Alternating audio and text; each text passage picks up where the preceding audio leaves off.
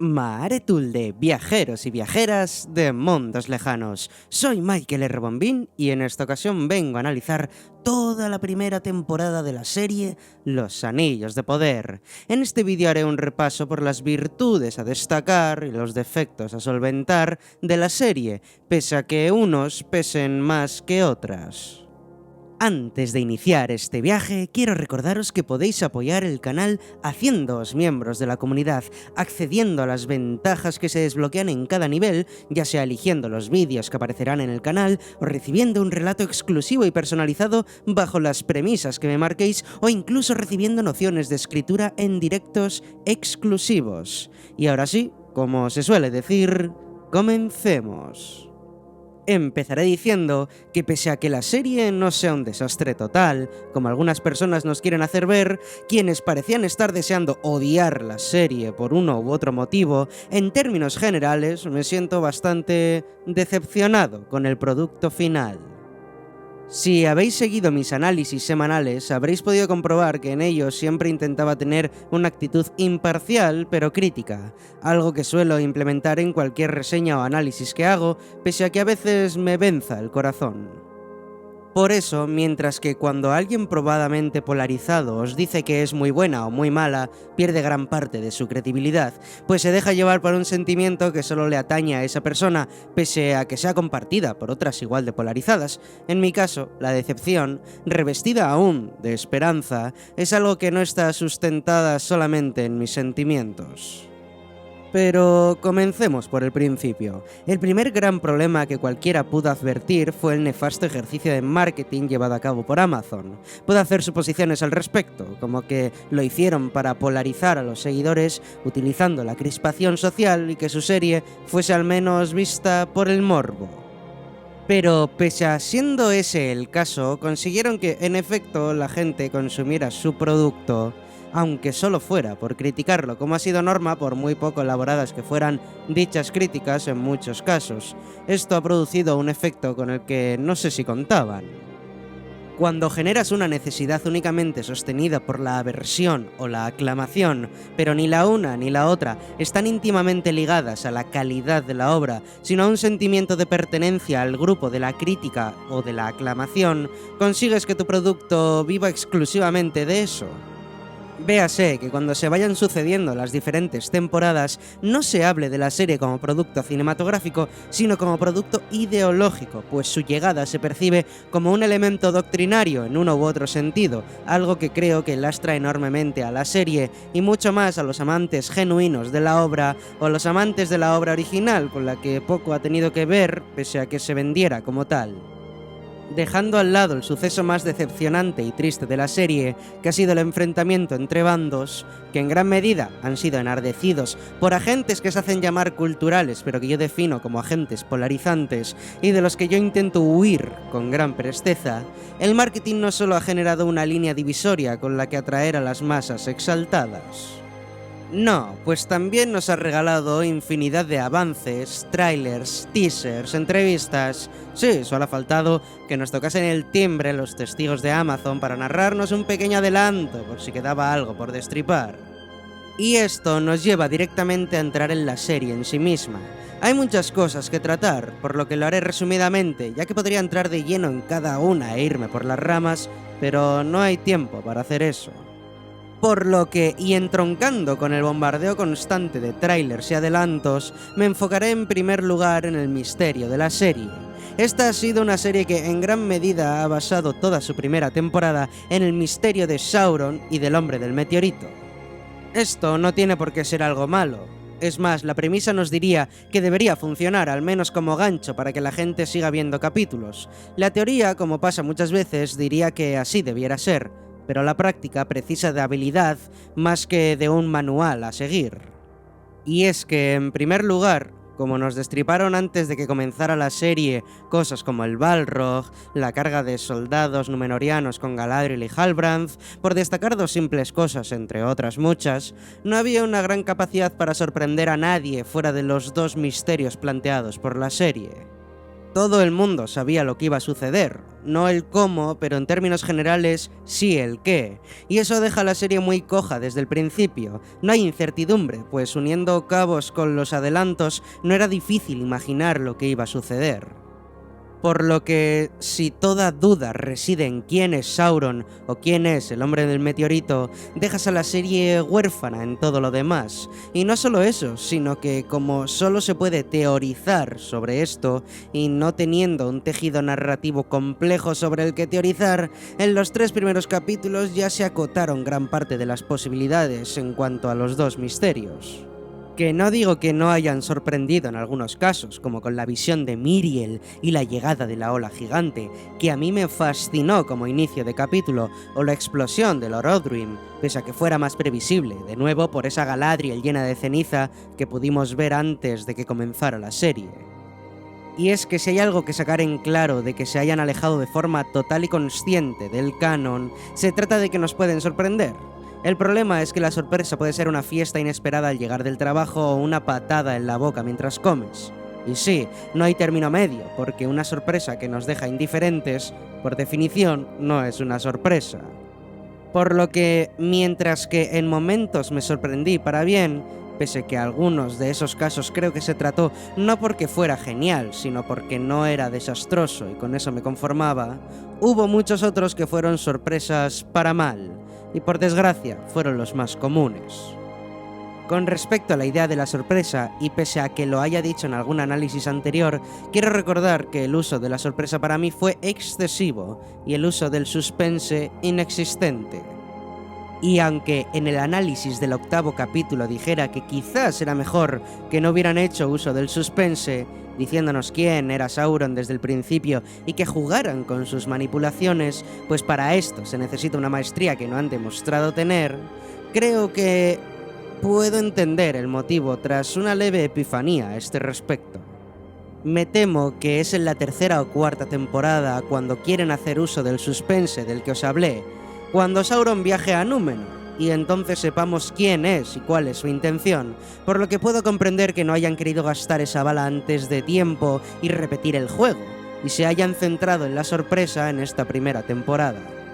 Sin embargo, insisto en que la temporada parecía una amalgama de misterios por resolverse en forma de sorpresa que se acumulaban y que hasta el capítulo final hizo desesperarse incluso a quienes defendían la serie con argumentos lícitos y en general fundados. Entremos ahora en estructura, tramas, directores y demás agentes narrativos. Y es que ya en el primer análisis que hice sobre los 2 primeros capítulos y que se extendió en mayor medida en el tercero, hablé sobre la cantidad de tramas y sobre el ritmo interno y externo. Creo que la cantidad de tramas fue excesiva. Nada menos que 4 en los 2 primeros capítulos que solo tenían la intención de atraer a diferentes segmentos del público, como son el público infantil con los pelosos y su falta de consecuencias, el juvenil con las tierras del sur y su acción unida al amorío imposible, el adulto con los elfos y su pretendida profundidad de discurso, o los ancianos con los enanos y su alivio cómico unido al elemento familiar. De nuevo, la teoría podía estar a su favor, pero como la vez anterior, la habilidad para meter en los 2 capítulos la rutina y el detonante para saltar al segundo acto de 4 tramas en el espacio que normalmente requiere una sola o 2 a lo máximo, no ha sido suficiente y es más, ni se le ha acercado. Este hecho iniciático ha lastrado a la serie desde el principio, casi hasta el final, y puede que en la siguiente temporada se pueda librar de ello, pues ya están expuestas las diferentes culturas y líneas narrativas. Algo que en este sentido se hizo notar en exceso fue la mano de Bayona en los 2 primeros capítulos que tuvieron entidad de película ajena a la serie, como una introducción que no fue tal y que solo intentaba paliar el hecho de tener que comprimir en muy poco espacio de tiempo mucha cantidad de información. Ni tan siquiera alguien tan experimentado como Bayona, cuya mano salvó levemente los platos rotos, pudo ocultar la diferencia de ritmos interno y externo que colisionaban de forma ineludible, para que aparentara ser una obra que sucedía con solemnidad y no nos diéramos cuenta del frenetismo con el que nos quisieron meter en 2 capítulos lo que debió ser contado en 3 o 4. Eso se nota mucho cuando llegamos al tercer capítulo, para mí superando en maestría estructural al sexto y el octavo, donde se lograron restaurar los ritmos y que nos introdujeran la trama de Númenor con el espacio y el tempo correspondientes, pese a que el cuarto de nuevo volviera a adolecer de la compresión del espacio para contar tantos hilos narrativos abiertos. En cambio, en el apartado de dirección, dejando de lado las películas de Bayona, me pareció muy fluida y que pese a que cada uno de los dos mantenía una personalidad propia, se notó un acercamiento a un estilo serial propiamente dicho y que en gran parte me deja aún con algunas reservas de esperanzas para la siguiente temporada. Nos dirigimos ahora a la historia propiamente dicha, pese a que lo antes expuesto, al menos en cuanto a la estructura, también pertenezca al guión. Aquí nos encontramos varias cosas a resaltar. La primera es que al partir todo desde la base de la estructura, la manera en la que los personajes son forzados a dialogar de forma solemne y a resumir en escuetas conversaciones lo que en otras circunstancias se tendría que construir con diálogos más familiares y con elementos visuales, pues el fin es el medio de la acción, se tornan en unas escenas que por lo general quedan artificiales. Esto se vio en gran medida en los dos primeros capítulos, en los que los diálogos intentaban contener una profundidad y pretensión más propia de una obra shakespeariana, donde se encerraran pulsiones universales y en los que los personajes funcionaran como representaciones simbólicas en vez de como personajes transferibles a nuestro mundo. Esto es algo que Tolkien supo hacer con inmensa maestría en Su Señor de los Anillos, pero no por nada Tolkien es quien es y su obra está donde está. Mientras que esta premisa creo que está bien planteada, su concreción, al no tener tiempo ni espacio para desarrollarse, queda más como una caricatura que otra cosa. Era curioso que mientras veía la pretensión de crear tropos simbólicos con cada personaje, sintiera que sobre todo los elfos eran extremadamente humanos y que gran parte de su gracia había quedado olvidada. Ya expliqué el motivo de que esto sucediera, y es que si ponían a los elfos elevados y trascendentes, no habría manera de empatizar con ellos. Sí se podría, pero solo si aparecieran como una excepción, como sucede con Galadriel o con Elrond de Jackson, pero no como un protagonista de una obra cinematográfica de 50 horas. Aparte de que no habría posibilidad de crear arcos de transformación, pues al haber vivido miles o cientos de años, ya tendrían una experiencia suficiente para haber pasado por sus arcos de transformación más destacables, como lo son, en primer lugar, el paso de la infancia a la adolescencia, de esta a la etapa adulta, o por último, enfrentarse a la idea de la muerte. Por eso entiendo que hayan creado elfos que se sientan humanos, como han creado villanos que sean más humanos que los horrores sin conciencia que todo el mundo imagina cuando les hablan de los seres oscuros de la Tierra Media.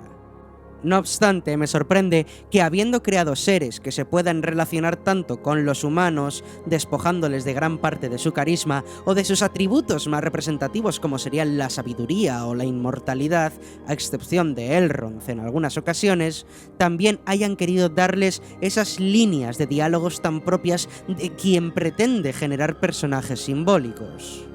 Algo que también me llamó mucho la atención una vez terminada la temporada y reflexionando sobre todo y sobre nada, fue la sensación que tenía de que había habido mucho diálogo y poca acción. Mientras que notaba que los diálogos habían sido sesgados, troceados y forzados en multitud de ocasiones y que no había naturalidad en gran parte de ellos, también notaba que casi la totalidad de la serie había estado compuesta de diálogos. Esto solo me lo pude explicar concluyendo que esta primera temporada debió haber ocupado al menos otros 4 o 5 capítulos más, en los que hubiera diálogos no impostados y más acción relevante. En otro sentido, ha habido una multitud de agujeros de guión que no he querido destacar en los análisis que iba haciendo, excepto cuando entorpecían de forma irreversible la trama. Sin embargo, no era ajeno a su existencia, y pese a que como espectador y en mis análisis le hiciera varias concesiones, he de reconocer que no fueron pocos y que se pudieron corregir con algo de mimo en la historia. Entrando en los personajes, quiero detenerme levemente en Galadriel, pues ha sido el personaje más señalado. he podido constatar que el arco de transformación de la elfa se está llevando a cabo, aunque en mi opinión se excedieron a la hora de remarcar tanto su arrogancia o su rencor, pues era prácticamente imposible empatizar con ella. Esto seguramente se explore con mayor tranquilidad y puede que con mayor profundidad, si tenemos suerte, en las siguientes temporadas. Solo espero que no hayan forzado el muelle del personaje como para haberlo deformado y que no pueda tomar la forma que debió tener. Hay muchos personajes que en mi opinión tuvieron arcos de transformación, pero que se desarrollaron de forma fallida, ya fuera porque no han generado empatía o antipatía, o porque directamente han generado indiferencia. Los únicos personajes con los que he sentido alguna afinidad, ya sea por su profundidad, relación o construcción de su conflicto, han sido con Adar, solo cuando dialogaba, no cuando se introducía en la acción, he de reconocer, así como con Elrond y Durin, aunque me temo que solo el segundo podría interesarme si uno no está al lado del otro. Algo que me sacaba de quicio mientras veía la serie, pero que no tenía oportunidad de destacar en ningún análisis, es el hecho de que, excepto en el momento de la ceremonia con Galadriel y Gil-galad y la demostración de poder de Durin y Elrond, no parecía haber más elfos en los reinos élficos aparte de los protagonistas, y lo mismo me ocurría con los enanos. Quiero suponer que en la segunda temporada, en la que habrá mayor espacio narrativo, como el que tuvimos en el tercer capítulo con Númenor, para adentrarnos en ambos reinos, pero sinceramente, cada vez que veía cualquiera de los protagonistas en sus reinos me parecía estar viendo más una obra de teatro que una obra cinematográfica. No obstante, hay varias cosas a rescatar, aparte de algunas de las cosas que quizás han sido sometidas por la cantidad de defectos a subsanar que he explicado en este vídeo previamente. Lo primero es que como el canon saltó por la borda en el primer episodio de la serie, lo que en un principio se pudo tomar como un sacrilegio y que en gran medida lo fue, no por el hecho en sí, sino por el resaltar en el marketing que iban a ser fieles al original, yo terminé por encontrarle un lado positivo. Y es que yo conocía la mayor parte de la historia de la Segunda Edad, fechas, personajes, conflictos y demás, pues el hecho de que hayan generado nuevas líneas temporales con conflictos conocidos pero alterados me dejaba con la incertidumbre de qué sucederá. El problema, como ya he dicho antes con la sorpresa, la mayoría de las incertidumbres que me generaba la historia con respecto a las diferencias del canon terminaban más en la patada en la boca que en la fiesta al llegar del trabajo. Pero esta idea de no conocer lo que iba a suceder en un lugar que yo conocía tanto me originaba un placer culpable, pues quería saber qué nuevos sucesos me podían contar en un lugar tan querido como la Tierra Media. Espero que esto, que en esta temporada se ha tornado más en un suplicio asumible, en las siguientes se convierta en motivo de alegría y placer visual y narrativo. Cómo no, el apartado visual ha sido una delicia, que no tanto el sonoro, pese a que quiero rescatar la canción de Disa, que me pareció espectacular, o la melodía y los coros que sonaban en la escena de la persecución a Adar por parte de Galadriel, así como la música con la que cerraba sobre créditos en el último capítulo. Por lo demás, me han parecido melodías genéricas, que sí que tenían una utilidad narrativa de acompañamiento, pero que no podían vivir por sí solas, y que es lo que se esperaba de esta banda sonora. Tengo entendido que van a cambiar algunas de las canciones de los personajes para que la propia banda sonora se vaya transformando a la par que lo hacen ellos, y me parece un ejercicio que si se lleva de forma correcta puede ser maravilloso. Habrá que esperar para poder cerciorarse. Pero habíamos dejado lo visual colgando, y es que sin duda es el gran beneficiado de la ingente cantidad de dinero que Amazon ha dedicado a esta primera temporada. He de reconocer que por momentos me dejaba sin aliento por la cantidad de detalles, pero que en otros, al estar sucediendo lo que yo entendía como un suceso fallido, se me desinflaba. Es cierto que ha dejado para el imaginario colectivo varios sucesos, así como lugares, que en mi opinión, cuando termine la serie, permanecerán y permeabilizarán en nuestra cultura. La creación de los anillos, la ola de Númenor, que supongo que es solo un avance de lo que terminaremos por encontrarnos, la creación del monte Orodruim, o lo que en futuras entregas seguramente nos terminará por llegar, como el enfrentamiento más que probable pese a la disparidad de tiempo entre los enanos de Khazad-dûm con el Balrog, la guerra de Eregion o la caída de Sauron. El potencial no solo visual, sino de impacto en cuanto a los sucesos que podemos llegar a presenciar en la pantalla es de tal magnitud que asombra solo con nombrarlos. Es cierto que los sucesos en sí, sin una historia que los acompañe a la altura, se quedarán como simples artificios, pero aún es pronto para desistir y aún podemos soñar con que en futuras temporadas hagan un tratamiento de guión a la altura de Tolkien. Y así termina mi análisis de la primera temporada de Los Anillos de Poder, una toma de contacto que ha dejado más sombras que luces, donde se ha intentado abarcar mucho más que lo que los 8 capítulos te dejan cubrir, con un apartado visual apabullante, pero que pierde lustro ante el más que evidente mediocre tratamiento de guión en todos los apartados del mismo.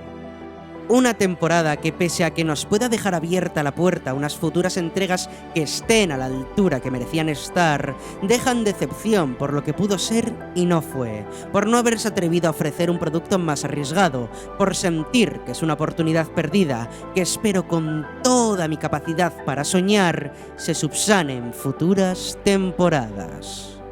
Y ahora, contadme, ¿qué os ha parecido la serie de Los Anillos de Poder? ¿Creéis que en futuras temporadas podrá alcanzar un nivel digno? Mientras lo hagáis con respeto, dejadme en los comentarios qué opináis al respecto. Dad la moral al vídeo y suscribíos para más si os ha gustado. Haceos miembros si queréis apoyar el canal. Y por último, no os diré no lloréis, pues no todas las lágrimas son amargas. Gracias por vuestro tiempo y hasta la próxima.